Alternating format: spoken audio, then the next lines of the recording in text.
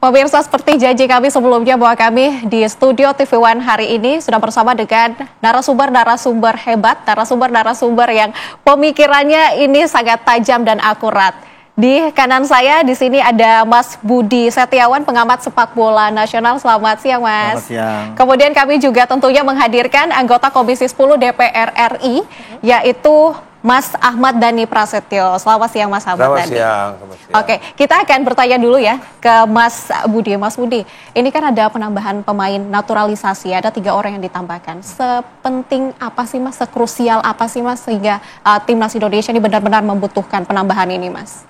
Ya, jadi kan program naturalisasi ini sebetulnya adalah program akselerasi untuk kita mencapai top performance tim nasional Indonesia di kancah internasional, dalam hal ini adalah Piala Dunia. Untuk lolos Piala Dunia kita harus lolos melalui fase round 3 secara langsung. Kalau tidak langsung kita masuk round 4. Dan sebelumnya tidak pernah ada yang menduga kalau Indonesia bisa semulus ini di round 3. Sehingga ketika menghadapi 4 pertandingan sisa di round 3 ini, PSSI melihat ada sebuah peluang yang harus dimaksimalkan. Istilahnya harus ikhtiar dulu. Nah, langkah ikhtiar ini adalah mendatangkan 3 pemain baru yang baru diketok di Komisi 10 oleh Mas Dhani dan kemudian di paripurna kemarin untuk memastikan bahwa pertandingan melawan Australia dan Bahrain tanggal 20 dan 25 untuk kita bisa lolos langsung ke Piala Dunia. Dan walaupun secara resmi targetnya PSSI untuk lolos Piala Dunia itu di 2038 ya kalau nggak salah, tapi ini sebetulnya adalah sebuah momentum yang nggak boleh dilewatkan. Sehingga penambahan 3 pemain itu tadi ya kami anggap dari sisi sepak bola ya ini menjadi bagian strategi secara yang gradual dari PSSI. Oke. Untuk memperkuat tim seperti itu, apakah dengan Anda melihatnya 3 pemain ini datang ke Indonesia dengan proses naturalisasi akan memenangkan atau membawa kejuaraan untuk bisa Indonesia menjamin, ya? Di Bahrain dan juga melawan Bahrain dan Australia nantinya? Dalam pertandingan sepak bola itu tidak pernah ada jaminan menang. Oke. Tapi kita bisa mempersiapkan sebuah tim yang utuh, yang komplit untuk mempersiapkan pertandingan krusial melawan Australia nanti. Walaupun pertandingan lawan Australia itu, Australia saat ini ya kondisinya sedang tidak baik-baik saja. Sehingga secara psikologis Indonesia di atas angin dengan kedatangan 3 pemain baru naturalisasi untuk melawan Australia di tanggal 20 nanti. Oke. Kita coba ke Mas Ahmad Dhani. Mas Ahmad Dhani sebagai anggota Komisi 10. Mas Dhani ini optimis gak sih Kluivert ini bisa membawa anak asuhnya bisa memenangkan pertandingan-pertandingan yang akan datang nanti? Ya kalau dilihat dari pendapat dari Mas bahwa Australia lagi kondisinya tidak baik, ya berarti kan optimis kita, ya kan? Kecuali Australia kondisinya juga lagi hot-hotnya ya kita 50-50 lah gitu.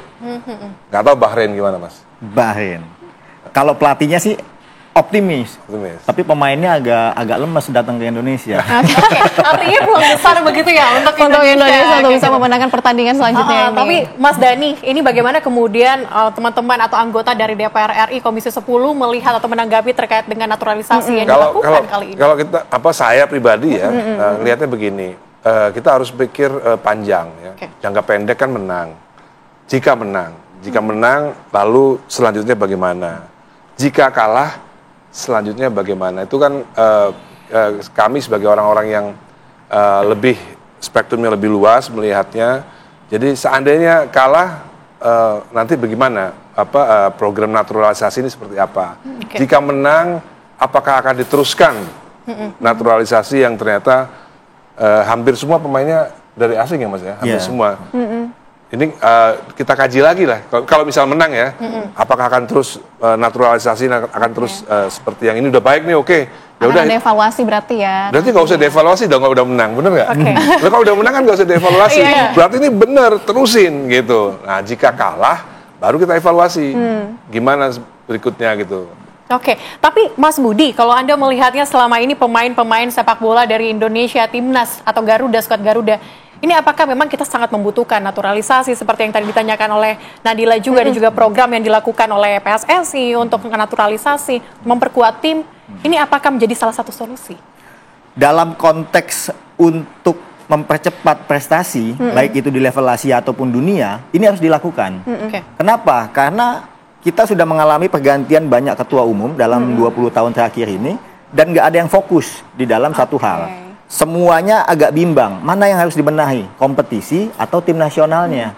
Sementara bicara kompetisi, ini kita bicara pembinaan. Namanya pembinaan itu bicara orang menanam. Yang kadang kalau dia yang nanam, belum tentu dia yang makan. Nah ini problemnya nih. Jadi ini ada sebuah momentum, saya ngelihat Erick Thohir sebagai ketua umum, dia tahu nih pembinaan ini makan waktu. Belum tentu dia nanti akan kepilih lagi jadi ketua umum PSSI. Bisa jadi Mas Ahmad Dhani nanti selanjutnya. Oke. Nah, pertanyaannya kemudian ketika kompetisi membutuhkan waktu yang panjang, mana yang bisa quick win? Quick win-nya yang melalui tim nasional, melalui jalur naturalisasi yang memang itu secara aturan diperbolehkan oleh FIFA. Oke, Mas, ini secara jangka pendek mungkin akan memperkuat timnas Indonesia, tapi untuk jangka panjang ini kan bisa saja membuat ketergantungan. Ini gimana Mas menanggapinya? Ya ketergantungan kalau kompetisinya nggak dibenahin. Nah ini sebetulnya lah yang harus kita dorong sama-sama, terutama di Komisi 10.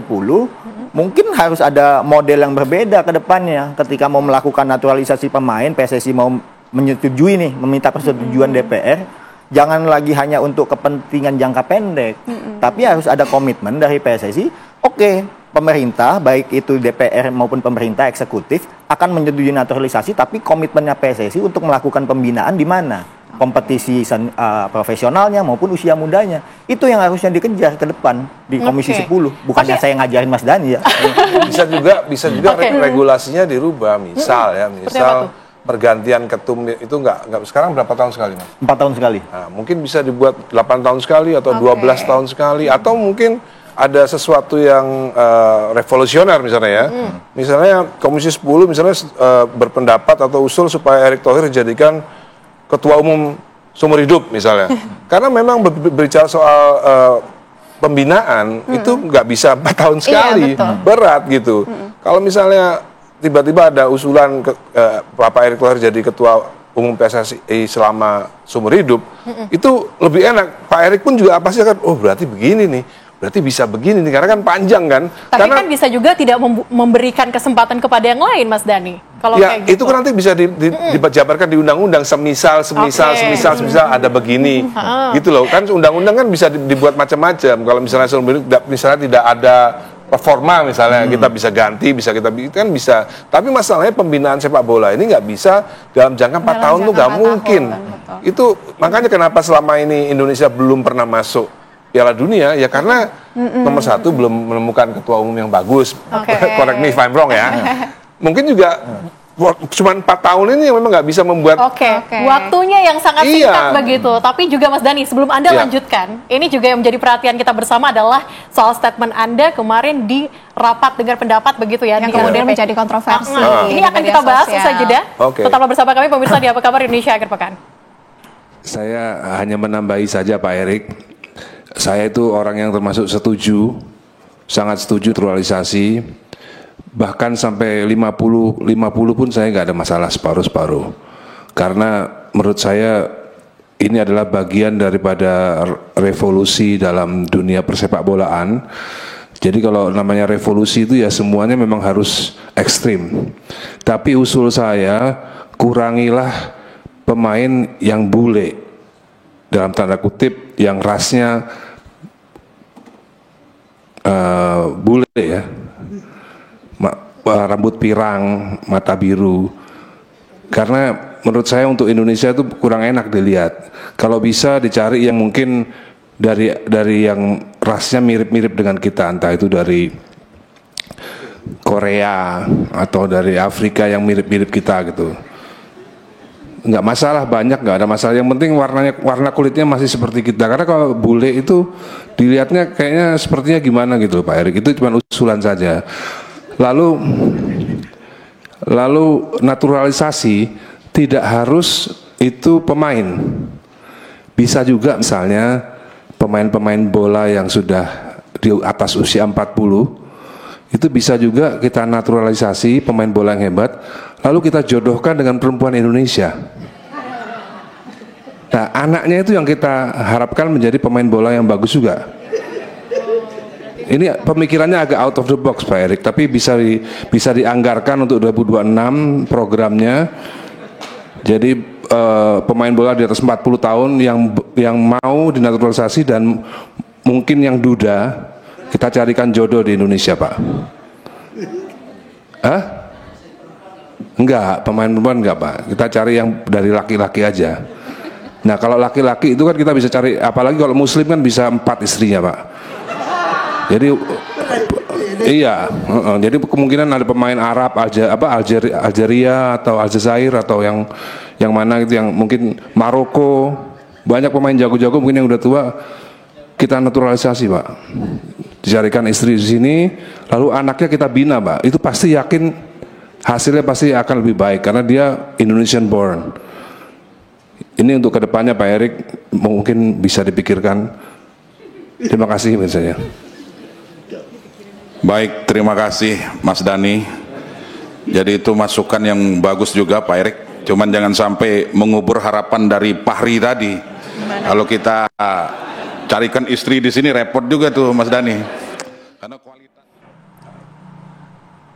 Oke Mas Dhani, kita sudah dengarkan kembali ya cuplikan video kemarin saat rapat. Ini pertama kali juga Mas Dhani berkomentar setelah video itu menjadi kontroversi di dunia maya. Gimana nih Mas Dhani? Saya ngelihatnya nggak ada yang salah dari pembicaraan saya itu, benar. Kalau mungkin misalnya PSSI tidak ada waktu atau tidak dana, mungkin saya bisa cari CSR untuk membuat sebuah biro jodoh itu, untuk mencari tim, mencari pemain bola laki-laki dari Aljazair, Maroko, tadi Uzbekistan disebutnya juga bagus. Mungkin dari Korea Selatan, bisa jadi Jepang, banyak banget. Berarti serius Mas Dhani dengan apa yang disampaikan ini? Kalau PSSI belum ada waktu, saya sendiri yang akan membuat tim itu untuk nanti kemudian anak-anaknya dibina. Karena kebetulan ada perusahaan besar yang sudah mengontak saya yang juga mau membantu CSR gitu. Jadi CSR, jadi nanti kan bisa swasta juga dong. Nanti tinggal ketika anak-anaknya udah mulai 6 tahun kita didik, 8 tahun kita didik. Saya yakin di U19 apa berapa yang pertama awal untuk itu? Udah mulai dari U16 udah ada. U16, berarti 16 tahun dari sekarang saya yakin akan muncul bibit bola-bola yang bagus. Artinya pemikiran Indonesian born. Dan Indonesian born. Tapi artinya pemikiran yang Anda sampaikan ini murni memang sudah menjadi concern sebelumnya. Dari puluhan tahun. Dari lama berarti Mas Dhani. Sejak dari pemerintahan SBY saya udah mikir kenapa kok nggak begini ya. Karena kalau seandainya waktu itu dari pemerintahan SBY tahun 2004, 2005 sudah ada, sekarang kita udah punya. Sudah punya sekarang kita 16 tahun, 19 tahun yang jago-jago main bola pasti sudah punya. Harus mempersiapkan begitu ya, jagoan-jagoan kita. Timnas Tapi Mas Budi, Anda melihatnya apakah? Kalau untuk yang itu tadi bisa bule. Bisa bule, bisa dari Jerman kan. Kita carilah pemain bola yang dulunya top terus sekarang yang mungkin penting DNA-nya. Nah, itu karena ini dari spektrum yang lebih luas ini namanya genetic development. Gitu. Baik.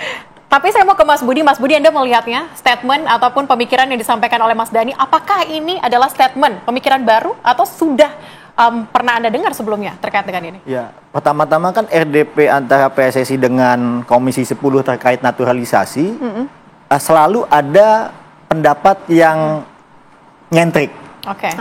Tapi kali ini menjadi semakin kontroversi karena Ahmad Dhani yang ngomong. Nah, sebelum-sebelumnya sudah ada diskusi-diskusi atau pandangan-pandangan seperti itu di DPR, di Komisi 10. Dan itu memang tugasnya anggota Dewan untuk memberikan masukan, pengawasan. Fungsi itu ada melekat kepada diri Ahmad Dhani sebagai anggota DPR Komisi 10. Dan kalau kita mau lebih jauh melihat, jujur melihat, pandangan itu kan diwujudkan dalam bentuk keputusan persetujuan.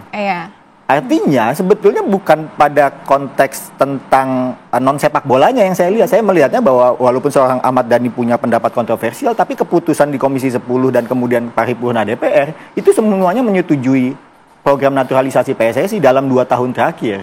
Dan kalau program ini tidak ada kekompakan antara PSSI, eksekutif, pemerintah dan juga DPR, nggak akan mungkin tim nasional kita bisa melaju sejauh ini.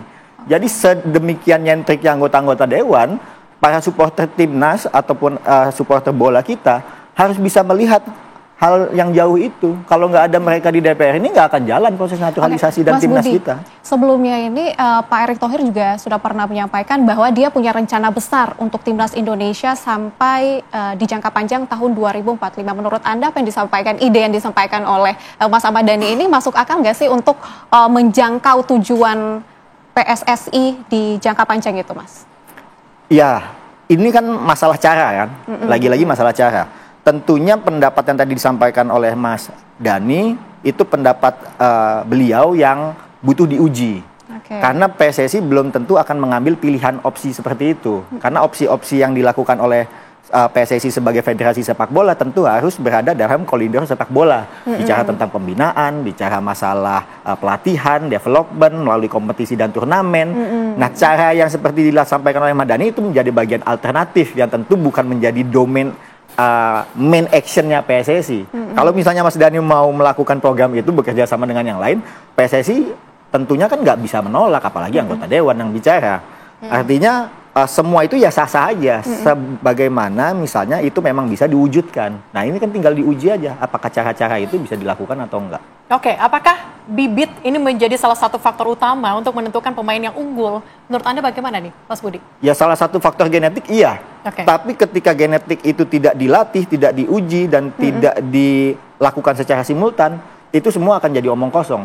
Nah, pembinaan di Indonesia dalam hal sepak bola, mungkin juga di tempat lain, ini kita nggak melihat adanya sebuah pembinaan yang gradual, yang konsisten, yang sangat fokus, konsen terhadap hal-hal tersebut. Pengawasannya kepada PSSI harus lebih tajam lagi, bukan hanya dalam program naturalisasi, tapi komitmen PSSI terhadap pembinaan usia muda dan kompetisi profesional dan amatir itu harus digencarkan. Jadi, kalau misalnya PSSI mau naturalisasi, oke, komitmennya tunjukin dulu dong untuk kompetisinya sepak bola usia mudanya. Mas Dhani, pernyataan ini kan kemudian sudah menjadi viral ya, menjadi kontroversi di mana-mana. Mas Dhani melihatnya seperti apa? Mungkin ada pesan yang ingin disampaikan pada masyarakat Indonesia dengan adanya ide-ide yang sebenarnya revolusioner banget nih, Mas. Out of the box. Iya, out of the box. Karena sebenarnya sebelum menyatakan itu juga Mas Dhani juga udah bilang kalau ini adalah ide yang out of the box. Sebenarnya out of the box untuk Indonesia sebenarnya. Untuk Indonesia. Karena kan diskursus ini kan memang jarang dibahas, tapi di China itu sudah dilakukan seperti itu, bahkan tidak hanya sepak bola gitu ya. Bahkan misalnya begini, di China itu bisa juga mencari bibit pelari. Karena basicnya kan larinya kencang. Jadi kalau bapaknya larinya kencang, ibunya lari kencang, biasanya anaknya juga punya genetik itu gitu ya. Ya kita lihat paling gampang aja ya. Di tataran pesantren, bapaknya kiai, anaknya kiai, hampir 90% jadi kiai. Jadi begitu juga, Ahmad Dhani punya anak bapaknya 3, musisi, ya musisi, anaknya musisi ya kan, tinggal masalah benar pembinaan. Pembinaan itu penting. Harus... Kalau mereka lahir dari genetik yang bagus, lalu tidak dibina, yang nggak jadi apa-apa. Nah, di China itu pemerintah concern. Mereka membiayai orang tua yang genetiknya baik itu, keduanya dibiayai, anaknya pun dibiayai, juga dibina dengan biaya pemerintah. Ya kalau di China kan negara komunis mungkin proletar, kalau misalnya nggak partainya gitu ya, kalau bukan pemerintahnya. Di Jepang juga udah begitu. Jadi sebenarnya ini bukan hal yang baru. Apalagi kalau kita baca sejarah daripada genetic development itu ya udah lama, sebenarnya sudah ada itu, dari zaman dulu juga ada. Oke, Mas Dhani, saya mau masuk kembali ke CSR yang tadi sempat Anda sebutkan. Apakah memang sudah dibicarakan ke PSSI dan juga teman-teman di anggota DPR? Atau ini baru ide yang akan digencarkan nanti? Baru perusahaan besar yang sudah bicara soal CSR itu. Oke. Nanti realisasinya yang nanti kita tunggu seperti apa. Tapi tentunya ini juga membutuhkan seperti yang Mas Dhani bilang tadi, membutuhkan peranan dari pemerintah, masyarakat, orang tua. Peranan pemerintah secara simultan semua ya, komprehensif semua harus ada. Jadi misalnya begini, saya punya ide seperti ini soal genetic development, soal itu ya. Nah, ide itu kan pemikiran. Nah, masalahnya kan masyarakat kan membantai, yang dibantai saya, bukan pemikirannya. Jadi menurut saya, seandainya ide ini dibawa ke kajian akademis, ya dibahas di universitas, aspek-aspeknya gitu ya, analisa SWOT-nya seperti apa. Ya mungkin itu lebih baik, jadi sehingga ketika diajukan ke pemerintah, ini sudah ada kajian akademisnya. Ini kan baru ide biasa, belum dikaji secara akademis oleh profesor-profesor, baik atau enggak, dilakukan atau enggak gitu. Dari semua departemen tentunya gitu. Oke, Mas Dhani, ini juga menuai tanggapan dari Komnas Perempuan terkait dengan apa yang Anda sampaikan. Mungkin ada yang ingin Anda sampaikan, Mas Dhani, soal ini? Ya, kalau misalnya saya dipanggil oleh Komnas Perempuan, ya saya datang, saya jelaskan lah idenya seperti apa gitu kan. Kan Komnas Perempuan juga saya belum tahu pemahaman mereka tentang apa yang dia katakan itu solid atau enggak gitu loh. Jadi kan kita kan bicara norma. Ini Komnas Perempuan ini pakai norma apa gitu. Normanya di mana norma yang dipakai gitu. Norma agama kah atau norma global atau apa gitu kan. Saya bingung norma apa yang saya langgar. Misal saya jodohkan pemain bola dari Jerman hebat misalnya, siapa misalnya, atau siapa yang misalnya belum punya suami misalnya ya, kita jodohkan dengan perempuan Indonesia. Saya yakin banyak janda-janda yang mau daftar, saya yakin banyak. Bener, terus salahnya saya di mana? Saya menjodohkan orang pemain bule, jago main bola dengan janda di Indonesia, salahnya di mana? Justru saya malah dapat pahala malah saya. Gitu loh. Ini nanti mungkin kalau misalnya Mas Dhani akan dipanggil oleh MKD begitu ya, untuk terkait dengan permasalahan ini, siapkah Mas Dhani nantinya? Saya siap, saya ngomong nggak asal ngomong, saya siap dengan segala macamnya gitu. Karena saya benar-benar paham soal apa itu rasisme itu apa, epistemologinya itu apa gitu kan, soal pernikahan kan saya paham, bukan orang yang nggak, bukan orang yang nol dalam ilmu itu gitu kan. Jadi saya siap aja mau dipanggil MKD, mau dipanggil Komnas Perempuan misalnya, atau mungkin ya bisa juga sih anggota DPR dipanggil, bisa juga. Gitu. Oke, intinya apa yang disampaikan oleh Mas Dhani ini merupakan sebuah ide untuk Indonesia ke depannya, begitu kan? Ya tentunya saya ingin Indonesia masuk Piala Dunia. Iya. Gitu. Kalau Mas Budi melihat apa yang sudah disampaikan oleh Mas Dhani, gimana Mas Budi? Ide-ide yang disampaikan ini? Ya sekali lagi, karena Mas Dhani memang lebih dikenal sebagai seorang seniman yang saat ini berprofesi menjadi anggota dewan yang politik. Ya ide out of the box itu belum tentu bisa diterima oleh semua orang. Seperti tadi disampaikan kan, kita berbeda pemikiran aja orangnya yang diserang. Dan itu kami ucapkan selamat datang di dunia bola. Begitulah wajah supporter Indonesia bola saat ini. Gak cuma bola, Mas, politik juga begitu. Oh begitu. Sama-sama saja. Sama gitu saja. Ya? Oke, Mas Dhani, Mas Budi, terima kasih sudah bergabung di Apa Kabar Indonesia Akhir Pekan dan juga menjelaskan kepada kita semua. Dan harapan kita pastinya di pertandingan Bahrain dan juga Australia nanti Indonesia bisa berjaya dengan poin-poinnya ya. Iya, harus menang. Oke, dan usai jeda kami masih akan kembali dengan ragam informasi lainnya. Tetaplah bersama kami di Apa Kabar Indonesia Akhir Pekan.